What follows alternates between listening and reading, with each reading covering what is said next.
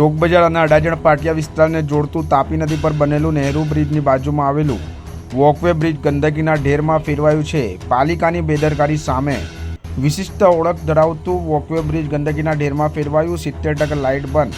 સુરતની વિશિષ્ટ ઓળખ સમા હોપ પુલની નવીનીકરણ કરીને છાતી ફૂલાવનાર સુરત મહાનગરપાલિકા બ્રિજની યોગ્ય દેખભાળ કરવામાં નિષ્ફળ રહી છે। બ્રિજની સફાઈથી માંડીને લાઇટ મુદ્દે આળસ દાખવનાર પાલિકા સામે એવો આક્ષેપ છે કે આ બ્રિજ પર મોટે ભાગે લઘુમતી સમાજના લોકો વોકવે કરવા અથવા તો શુદ્ધ હવા ખાવા જતા હોય છે। આવા સંજોગોમાં લઘુમતી સમાજ પ્રત્યે સાવકો વ્યવહારની લાગણી રાખતી પાલિકા તેના નિભાવ પર યોગ્ય ધ્યાન આપતી નથી। બ્રિજ સેલની આળસુ વૃત્તિને કારણે બ્રિજ કચરાના ઢગલામાં પરિવર્તિત થઈ રહ્યું છે।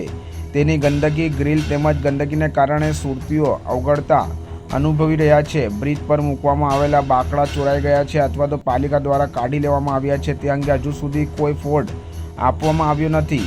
તો બ્રિજના 70% બલ્બ LED એટલે કે 44માંથી 30 લાઇટ બંધ અવસ્થામાં હોવાથી મોડી રાતે વોક માટે આવતા લોકો ખૂબ અવગડતા અનુભવી રહ્યા છે। સફાઈના અભાવે ગંદકીમાં વોક કરવા લોકો મજબૂર છે। પાલિકા આ બાબતે વિશિષ્ટ ધ્યાન આપે તેવી શહેરીજનોની લાગણી છે।